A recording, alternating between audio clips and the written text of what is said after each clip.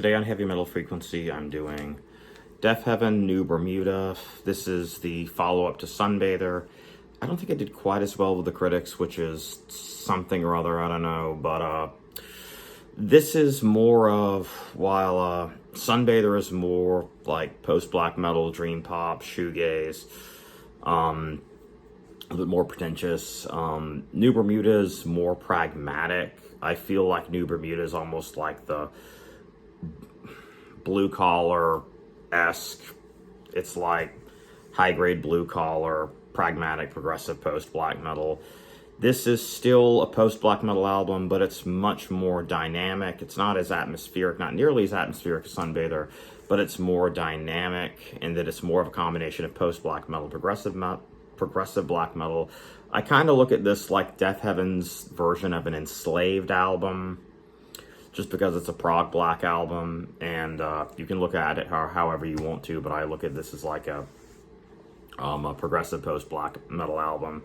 So other bands that would follow suit with that, Agalloch, Pelorian, both basically progressive post-black bands, Agalloch more so. And so Brought to Water and Luna, the first two tracks, have some really nice thrash elements, scooped mid thrash elements to it, which brings me to my only real criticism of this is I wish it had more of a thrash component to it, because they're quite nice on Brought to Water and Luna, and I don't know where you would put the components on the other songs, Baby Blue, Come Back, and Gifts from the Earth, because this is just so tight and well constructed.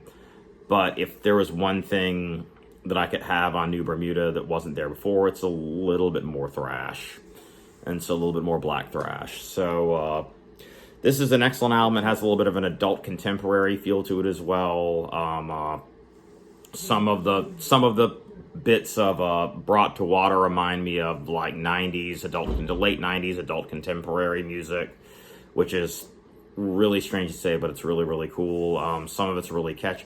Some of the riffs are really catchy. George Clark's vocals are excellent on here. The consistency of his black metal notes, because everything in music is a note, is really static and impressive in how static it is, and how cutting it cuts through the mix, and so the other instruments can kind of play around that, and that's a really cool and unique vocal quality. Some of the aspects of some of the other songs, there's some trippiness that's just fantastic, some like swirling 80s kind of tones that are really impressive.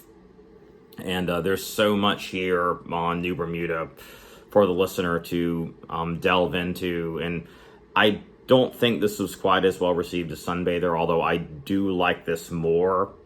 And this is yet another album that works on multiple levels. You can get into the more progressive black, atmospheric black nuances, and really get into the richness and depth of just how impressive the construction of these songs are, or you can take it at face value and some of the more harmonic elements, and just, oh cool, there's some like slightly proggy thrash riffs on here. So this is a fantastic album, and I highly suggest you pick up a copy. And the best way I look at Sunbather and New Bermuda is I'd start with Sunbather and go to New Bermuda, primarily because Sunbather is more